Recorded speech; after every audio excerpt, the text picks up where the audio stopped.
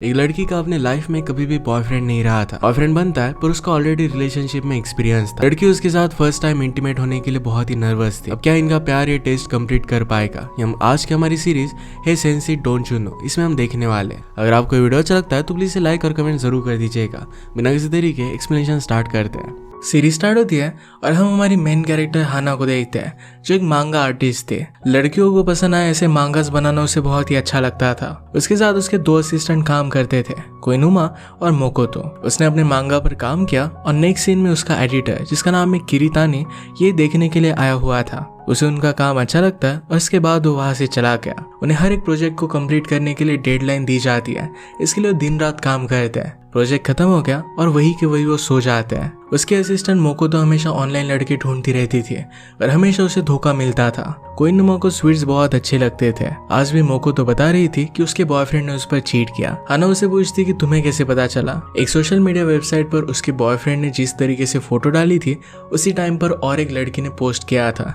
इसका मतलब है वो दोनों एक साथ थे। उन दोनों को उसने पकड़ लिया था और इसके बाद उससे उसने ब्रेकअप कर लिया। ये स्टोरी सुनने के बाद हाना को यही चीज वो अपने मांगा में यूज कर सकती है, इसकी आइडिया आई और इसे वो लिख लेती है। अपने नेक्स्ट मांगा पर काम कर कर हाना किरीतानी के पास आई हुई थी। उसे कहता है कि तुम्हारी राइटिंग बहुत ही नॉर्मल लगती है, जैसे अलग अलग मांगा को तुमने रीड किया हो और उसी से इंस्पिरेशन ली हो। इसे मोकोतो की बॉयफ्रेंड की स्टोरी भी हाना ने डाली हुई थी, यही सिर्फ उसे रियल लगती है। उसने कहा कि इसी तरीके से अगर चलता रहा तो नेक्स्ट मंथ तुम्हारा मांगा कैंसिल हो जाएगा। एक्चुअली बहुत ही ज्यादा काम था और इसी वजह से हाना सो नहीं पा रही थी।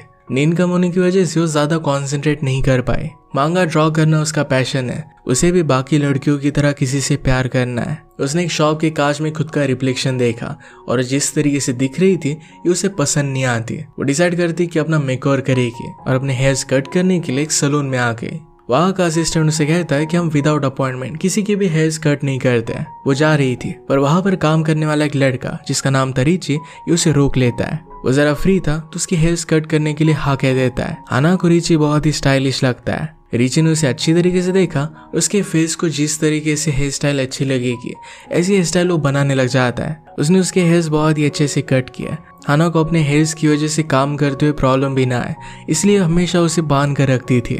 रिची उसे कहता है कि तुम्हारे हेयर्स बहुत ब्यूटीफुल है। हेयर्स कट करते करते वो सो गई थी। जगने पर उसे वो सॉरी कहती है। हाना ने कहा कि काम की वजह से 3 दिन से मैं सो नहीं पाई हूँ। रिची कहता है कि मैं तुम्हारा थोड़ा सा मेकअप भी कर देता हूँ। हाना ने खुद को देखा और वो बिलीव ही नहीं कर पाती। उसे बहुत अच्छा लग रहा था। जब वो वहां से जाने लग गई तो रिची उससे कुछ बात करता है। ये बात क्या थी ये पता चलने के पहले रिची के पर्सपेक्टिव से हमें स्टोरी दिखाई जाती है। रिची हमेशा अपने काम को लेकर बहुत ही सिंसियर था। उसका लंच ब्रेक भी होता था तो बहुत ही कम खाना खाकर अपने कस्टमर को सर्व करता था। रिची की स्किल्स की वजह से एक एक्ट्रेस जिसका नाम है नाना से ये भी उसके पास हेयर्स कट करने के लिए आती है। नाना से उसे बहुत लाइक करती थी। उसने रिची से पूछा कि क्या तुम्हारी कोई गर्लफ्रेंड है, पर इस पर रिची मना करता है। रिची हमसे कहता है कि मैं हमेशा काम करता रहता हूँ तो गर्लफ्रेंड को देने के लिए उसके पास बहुत ही कम टाइम होता है। पहले तो उसकी गर्लफ्रेंड थी पर वो कभी भी उसे टाइम नहीं दे पाता, इसी वजह से गर्लफ्रेंड ने उसके साथ ब्रेकअप कर लिया था। जब हाना उसके पास हेयर कट करने के लिए आई तो उसने नोटिस किया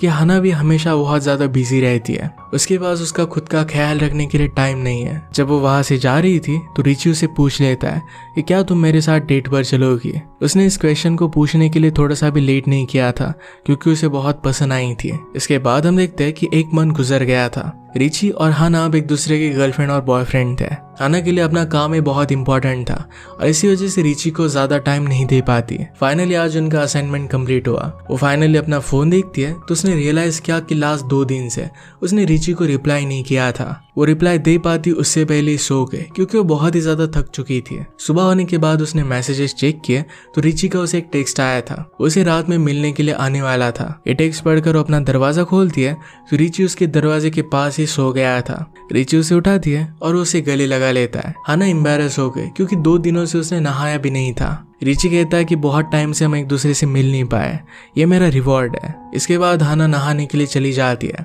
वो रियलाइज करती है कि जब रिची उसे बोल रहा था तो क्या वो उसके साथ इंटीमेट होना चाहता था। हाना इसके लिए रेडी नहीं थी। उसने बाथरूम का डोर खोला तो रिची अपने कपड़े निकाल रहा था। उसे पूछती कि तुम कर क्या रहे हो। रिची कहता है कि मैं तुम्हें ज्वाइन करने वाला था। वो इसके लिए उसे मना कर देती है। बाहर आने के बाद रिची उसे कहता है कि हम दोनों को डेट करते हुए 1 मंथ हो गया पर हमने किस भी नहीं किया है, क्या तुम मुझ में इंटरेस्टेड नहीं हो। हाना उसे कहती कि मैं कभी भी किसी के साथ भी इंटीमेट नहीं हुई हूँ, इसी वजह से वो बहुत ही नर्वस थे। इसके बाद रिची के पर्सपेक्टिव से कल रात से हमें स्टोरी पता चलेगी। रिची ने अपने टेक्स्ट चेक किए तो हाना ने उसे रिप्लाई नहीं किया था। वो कहता है कि हाना को बॉयफ्रेंड मिलने के बाद भी वो बदलने नहीं वाली। उन्हें डेट करते हुए 1 मंथ गुजर गया था।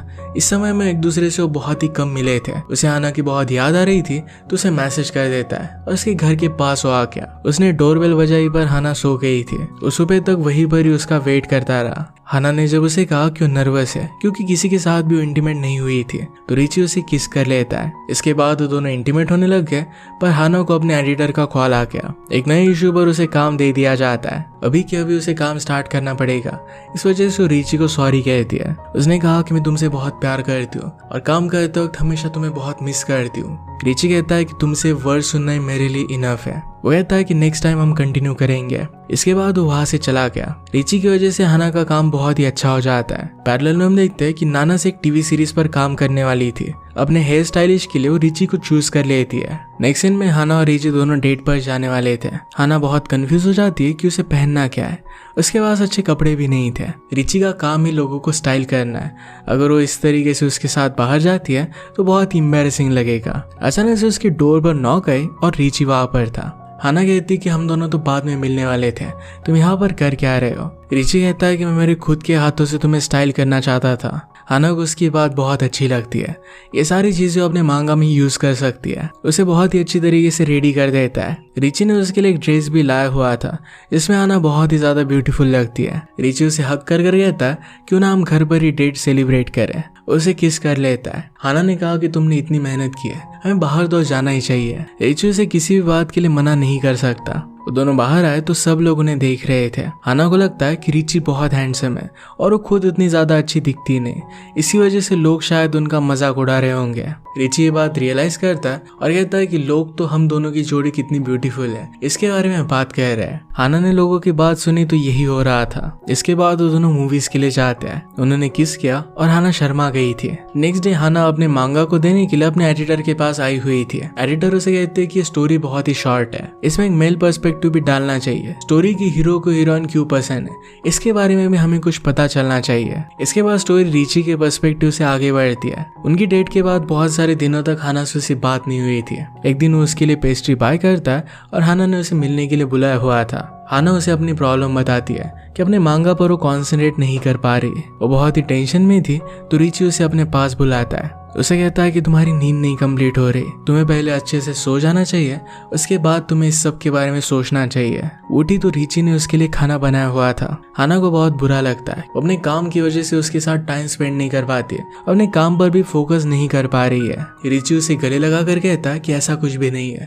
तुम बहुत हार्ड वर्किंग हो, इसी वजह से मुझे बहुत पसंद आती हो। हाना को उसको सपोर्ट बहुत अच्छा लगता है। वो काम करने के लिए रेडी थी। नेक्स्ट सीन में हम देखते हैं कि रिची नाना से को रेडी कर रहा था। थोड़ी देर में हाना उसके पास आके और उसे गले लगा लेती है। कहती कि तुम्हारी वजह से मैं मेरी स्टोरी कंप्लीट कर पाई। रिची उसे कहता है कि जब भी मैं तुम्हें देखता हूँ तो खुद को कंट्रोल नहीं कर पाता और उसे किस कर लेता है। अगले दिन हाना अपने असिस्टेंट्स के साथ थी। मोकोतो का फिर से ब्रेकअप हो गया था। कोइनुमा से कहता है कि बैंड मेंबर, बारटेंडर या फिर ब्यूटिशियन, इन तीनों में से हमें किसी को भी डेट नहीं करना चाहिए। हमेशा अलग अलग लड़कियों से मिलते रहते हैं, इस वजह से वो सब चीजें सही नहीं रहती। हाना सोचती है कि रिची भी एक ब्यूटिशियन है। उसे उसके बॉयफ्रेंड के बारे में वो पूछ रहे थे पर हाना उन्हें कुछ भी नहीं बताती है। नेक्स्ट सीन में हमें कोइनुमा के एक्सप्रेशन से पता चलता है कि वो हाना को लाइक करता है। हाना उन दोनों को अपने फैमिली की तरह समझती थी, जैसे उसके वो ब्रदर और सिस्टर्स हो। वो रात में कोइनुमा पर एक ब्लैंकेट डालती है और उसने उसका हाथ पकड़ लिया। उसे अपनी फीलिंग्स के बारे में बताने वाला था पर मोकोतो नींद में बात करने लग गई।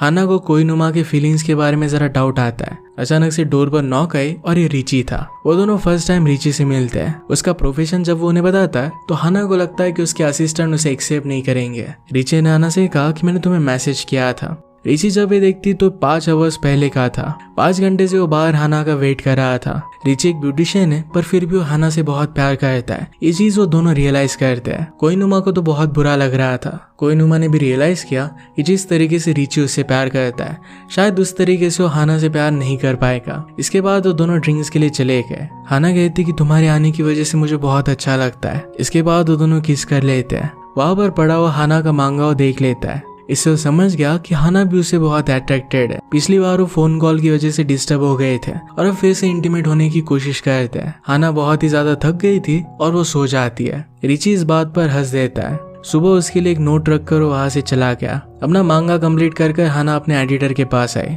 एडिटर कहता है कि तुम्हारी राइटिंग जरा बदल गई है। हाना जरा वरीड हो गई, पर एडिटर ने कहा कि बहुत ही अच्छा है। उसने कहा कि मुझे तुम्हारे साथ कुछ बात करनी है। वे दोनों एक जगह पर आ गए।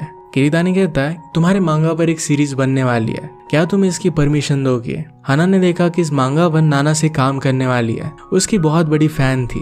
वो बहुत ही एक्साइटेड थी और इसके लिए वो हाँ कहती है। वो आज बहुत ज्यादा खुश थी। वो भागते भागते रिची के पास आई। रिची किसी और लड़की को हक कर रहा था, इस वजह से उसे बहुत बुरा लगता है और वहां से वो चली जाती है। रिची उसे कॉल करने की कोशिश करता है पर उसे वो पिकअप नहीं करती है। उसे लग रहा था कि शायद अब रिची उसके साथ ब्रेकअप करना चाहता हो। नेक्स्ट डे वो किरीतानी के साथ टीवी शो के शूट पर आई। नन्ना से उससे मिलने के लिए आती है और नन्ना से भी हाना की बहुत बड़ी फैन थी। वो एक दूसरे को मिलकर बहुत एक्साइटेड थी। रोल के लिए नन्ना से ने अपने हेयर्स भी चेंज कर लिए थे। उसका स्टाइलिश यानी कि रिची यहाँ पर आया हुआ था। इसके बाद रिची के पर्सपेक्टिव से स्टोरी आगे बढ़ती है। उस सुबह जब वो जा रहा था तो हाना ने नींद में उसका नाम लिया और उसने स्माइल किया। रिची को बहुत क्यूट लगती है। रात में उसके पास नाना से आई। उसे अपने न्यू रोल के बारे में बताती है। कहती कि वो एक लड़कियों के मांगा पर है, शायद तुम उन्हें पढ़ते नहीं होंगे। रिची ने कहा कि जब से मेरी न्यू गर्लफ्रेंड बनी है तब से मैं उसे रीड करने लग गया हूँ। नाना से ने उससे उसका पिक्चर मांगा तो रिची के पास सिर्फ एक ही पिक्चर था जिसमें हाना सो रही थी। नाना से को इस वजह से बहुत बुरा लगता है। उसने रोल के लिए उससे अपने हेयर चेंज करवा लिए। नाना से को रिची के हाथ का मेकअप बहुत अच्छा लगता था, इस वजह से उसे कहती है कि मेरा एक टीवी शो आने वाला है, इसके लिए क्या तुम मेरे स्टाइलिश बनोगे? रिची फिर मान जाता है तो नाना से ने उसे हक कर लिया। यही बात हाना ने ऊपर से देख ली थी। रिची को फिर नाना से के शो की स्क्रिप्ट मिलती है। ये पता चलने के बाद उसे बहुत अच्छा लगता है। वंडर करता है कि हाना ने अब तक उसे कुछ भी बताया क्यों नहीं। शायद उसे मिलकर वो सब कुछ बताने वाली होगी। अब जब वो सेट पर एक दूसरे से मिलते हैं तो एक दूसरे से बात करते हैं। तो रिची पूछता है कि हुआ क्या है। हाना उसे कहती कि तुम किसी और को हक कर रहे थे। जो भी हुआ था रिची सब कुछ उसे बता देता है। कहता है कि नाना से मुझे बड़े ब्रदर की तरह समझती है, हम दोनों के बीच में कुछ भी नहीं है। इसके बाद उन दोनों ने किस कर लिया। ये सब बातें दूर से नाना से सुन रही थी। नेक्स्ट सीन में रिची जब उसका मेकअप कर रहा था तो रियलाइज करती है कि उसे इस तरीके से छोड़ नहीं सकती। वो डायरेक्टली हाना के पास गई। उसे कहती कि रिची मुझे बहुत पसंद है और इस तरीके से मुझे जाने नहीं देने वाली। अगले दिन हाना को किरीतानी का कॉल आया। वो कहता है कि सीरीज की प्रमोशन के लिए तुम्हें नाना से के साथ एक इंटरव्यू देना पड़ेगा। नाना से की वजह से हाना इसके लिए मना कर रही थी, पर प्रमोशन के लिए उसे करना ही पड़ेगा। ये इंटरव्यू एक वीक बाद था। वो अपने हेयर्स ठीक करने के लिए रिची के पास गई। रिची उसे कहता है कि शायद एक वीक तक हम एक दूसरे से मिल नहीं पाएंगे। टीवी शो की शूटिंग चलेगी तो रात में बहुत ही लेट हो जाएगा और एक दूसरे से मिल नहीं सकते। हाना ने भी रियलाइज किया कि रिची भी अपने काम को लेकर बहुत सीरियस है। वो दोनों अपना बेस्ट वर्क कर रहे हैं। एक वीक तक वो नहीं मिलेंगे। तो रिची हाना के साथ बाहर आया और उसे किस कर लेता है। इसके बाद एक वीक बीत गया और इंटरव्यू का डे आया। नाना से और हाना इंटरव्यू में बात करने लग गए तो दोनों का मांगा एक बहुत ही फेवरेट सब्जेक्ट था। इस वजह से बहुत ही अच्छे से वो बात करते हैं। वो भूल ही गए थे कि एक दूसरे को हेट करते हैं। हाना से पूछा गया कि क्या आपकी टीवी सीरीज को लेकर कुछ विश है। हाना कहती कि जिस तरीके से मांगा में एक मैजिक है उसी तरीके से एक अच्छा टीवी शो ने प्रोड्यूस करना चाहिए। इस इंटरव्यू के बाद हाना ने नाना से को थैंक यू कहा। नाना से कहती कि सिर्फ इंटरव्यू में मैं तुम्हारे साथ अच्छे से बात कर रही थी। इंटरव्यू के बाद किरीतानी हाना से कहता है कि तुम्हारा बॉयफ्रेंड बहुत हैंडसम है, उसी की वजह से शायद तुम्हारा वर्क इम्प्रूव हुआ है। हाना कहती कि आप भी मुझे बहुत अच्छे से गाइड करते हो और इसी वजह से अच्छा हो पाया है। अब इंटरव्यू से पहले रिची के पर्सपेक्टिव से स्टोरी हमें पता चलेगी। वो नाना से का मेकअप कर रहा था। उसे बता देती है कि उसे बहुत लाइक करती है, पर रिची ने क्लियर कर दिया कि सिर्फ वो हाना से ही प्यार करता है। रिची के मन में थोड़ा सा भी डाउट नहीं था तो नाना से ये बात समझ सकती थी। उसे कहती कि हाना तो बहुत ही टैलेंटेड है, तुम उसे प्यार क्यों नहीं करोगे। रात में हाना और रिची एक साथ थे। हाना उससे कहती है कि ये सब मैं तुम्हारी वजह से कर पाई। रिची उसके बाल देखकर कहता है कि बहुत ही ब्यूटीफुल है। हाना कहती कि इसकी मैं कभी भी केयर नहीं कर पाई। स्कूल के बाद ग्रेजुएशन करने के लिए डायरेक्टली सिटी में आ गए और तभी वो मांगा पर काम करने लग गए। तभी से स्ट्रगल करते करते फाइनली इस मुकाम तक वो पहुंच गए। सारी भागदौड़ में खुद का ख्याल रख सके इसके लिए कभी भी उसे टाइम नहीं था। ये सब बातें रिची को बहुत इम्प्रेसिव लगती है। रिची ने आज हाना को किरीतानी के साथ देखा था। उसे कहता है कि किरीतानी तो बहुत ही हैंडसम है। हाना उसे कहती है कि क्या तुम जेलस हो रहे हो। रिची उसे किस कर लेता है। आज वो फाइनली इंटीमेट हो जाते हैं। हाना के फर्स्ट टाइम था, उसे बहुत ही अच्छा लगा था। इसके बारे में वो फोन में लिख रही थी। अगले दिन रिची हाना को अपनी डेट के लिए रेडी कर रहा था, पर तभी हाना को कॉल आ गया। फिर से और एक प्रोजेक्ट के लिए उसे बुलाया जा रहा था। रिची ये बात समझ सकता था, वो दोनों हमेशा बहुत बिजी रहते हैं, पर फिर भी एक दूसरे के साथ वो रिलेशनशिप में रहना चाहते थे, क्योंकि एक दूसरे से वो बहुत प्यार करते हैं। एक दूसरे की प्रॉब्लम समझकर हमेशा सपोर्ट करने के लिए एक साथ है। इसी के साथ इस सीरीज का एंड हो जाता है। अगर आपको एक्सप्लेनेशन अच्छा लगा तो प्लीज इसे लाइक और कमेंट जरूर कर दीजिएगा। मैं बहुत सारी सीरीज और मूवीज लेकर आते रहता हूँ, तो प्लीज चैनल को सब्सक्राइब कर दीजिए और बेल नोटिफिकेशन आइकन दबाना मत भूलिएगा। फिर से मिलेंगे और एक नए वीडियो के साथ, तब तक के लिए थैंक यू और आप अपने आप का ख्याल रखिए।